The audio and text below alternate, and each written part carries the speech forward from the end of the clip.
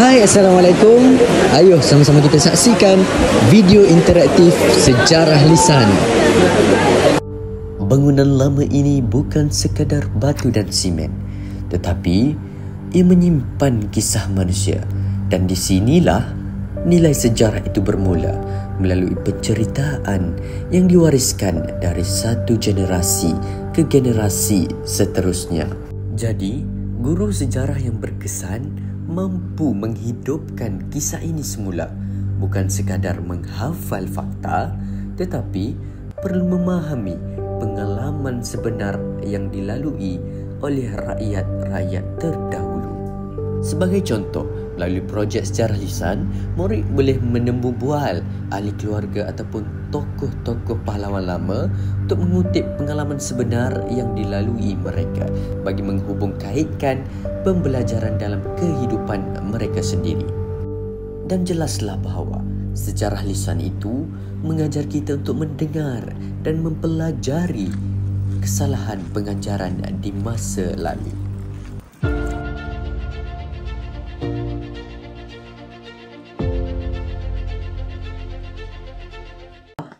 Apa itu sejarah lisan?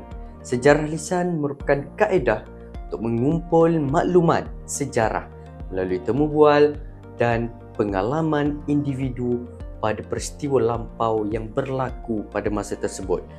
Sejarah lisan ini diperoleh melalui rakaman suara ataupun rakaman video dan melalui catatan cerita oleh orang-orang terdahulu. Jadi, dengan sejarah lisan ini dapat membantu murid untuk memahami sejarah dari sudut pandang kehidupan yang sebenar pada ketika dahulu. Baiklah, kita pergi kepada isu yang pertama, iaitu melibatkan perspektif guru dan warga pendidik. Yang pertama adalah isu kekurangan masa. Guru dan murid ini sering kekurangan masa untuk menjalankan aktiviti sejarah lisan. Kerana apa? Kerana jadual akademik yang terlalu padat dalam sesuatu bilik darjah. Jadi proses temu bual, aktiviti-aktiviti dan projek melibatkan sejarah lisan ini, rakaman dan penyediaan laporan memerlukan masa yang panjang. Kemudian isunya adalah sumber peralatan yang terhad, di mana kekurangan peralatan seperti perakam suara, kamera dan kemudahan-kemudahan penyimpanan atau peralatan lain yang dapat digunakan untuk menyimpan data menyebabkan sukarnya pelaksanaan aktiviti sejarah lisan ini secara berkesan. Dan seterusnya adalah tidak semua guru sejarah diberikan penekanan yang khusus, latihan yang khusus dalam kaedah sejarah lisan ini. Hal ini menyebabkan mereka kurang yakin untuk melaksanakan aktiviti seperti temu bual dan rakaman sejarah dengan komuniti. Dan akhir sekali adalah kurangnya kesedaran mengenai nilai sejarah. Jadi sebahagian murid dan masyarakat tidak sedar kepentingan sejarah lisan ini dalam memelihara warisan bangsa negara kita. Akibatnya, minat terhadap aktiviti ini kurang dan seterusnya menyebabkan sumber sejarah berharga mungkin akan hilang juga di masa akan datang. Fikirkanlah. Beralih kepada pengurusan sejarah lisan. Yang pertama adalah melibatkan perancangan kurikulum, di mana panitia sejarah perlu menyediakan takwim tahunan, rancangan pengajaran dan bahan bantu mengajar yang sesuai sebelum diberikan kepada sekolah-sekolah. Jadi pemilihan tema dan aktiviti yang sesuai dengan tahap murid itu penting supaya murid dapat menyesuaikan diri dengan perancangan kurikulum yang tersedia. Seterusnya adalah dari segi pelaksanaan. Jadi penggunaan pelbagai kaedah seperti lakonan sejarah, video interaktif dan lawatan lapangan ini memberikan pendedahan ataupun pengalaman realiti sebenar murid untuk melaksanakan projek sejarah lisan di lapangan. Seterusnya adalah pemantauan dan penilaian. Jadi semakan oleh ketua panitia itu penting, termasuklah pentadbir sekolah terhadap tahap penilaian yang diberikan dan pencapaian murid mengenai sejarah di sebuah sekolah tersebut. Jadi refleksi daripada hasil pembelajaran murid tersebut melalui pentaksiran-pentaksiran yang disediakan dapat membantu guru untuk merancang dan menambah baik pembelajaran di masa akan datang. Seterusnya melibatkan elemen penambahbaikan.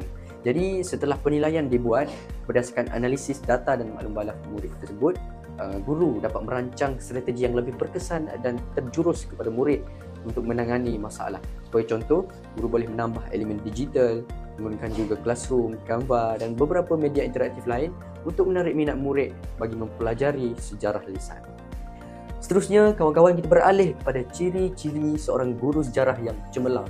Pertama, apa yang ia perlu ada? Dia perlu ada pengetahuan, di mana pengetahuan ini menyeluruh. Keseluruhan ilmu sejarah itu dia perlu ada. Di mana dia perlu faham objektif dan kehendak di SKP untuk mengaitkan dengan isi dan isu-isu semasa sejarah terhadap murid. Kemudian, guru itu perlu kreatif dan inovatif, iaitu dengan menggunakan kepelbagaian kaedah pengajaran, menggunakan pelbagai alat dan menggabungkan digital dan inovasi dalam PDP mereka. Kemudian guru cemerlang itu juga perlulah menjadi role model, iaitu menjadi teladan kepada murid dalam pelbagai aspek, terutamanya adab dan akhlak, dan dari segi tutur kata dan sebagainya, terutama melibatkan pemakaian dan kekemasan seorang guru. Jadi guru yang cemerlang itu sempurna, dikatakan hampir sempurna dalam semua aspek yang menjadi teladan kepada murid. Seterusnya adalah ciri pemikiran kritis, di mana guru itu perlulah bijak untuk melaksanakan interaksi dua hala antara murid supaya murid dapat berfikir baik dan buruk mengenai sejarah lisan dan mengaitkan dengan isu sejarah yang berlaku pada masa kini. Sebagai contoh, guru boleh melakukan aktiviti soal jawab dan analisis sumber sejarah terdahulu. Dan akhir sekali, penggunaan teknologi digital. Jadi kita tahu kini bahawa teknologi merupakan aspek penting untuk perkembangan dalam pelbagai bidang, terutamanya dalam bidang pendidikan ini. Jadi pengintegrasian teknologi ini menyebabkan guru itu dapat membantu meningkatkan ataupun memperkembangkan kualiti PDP mereka di dalam kelas. Sekian daripada saya. Terima kasih.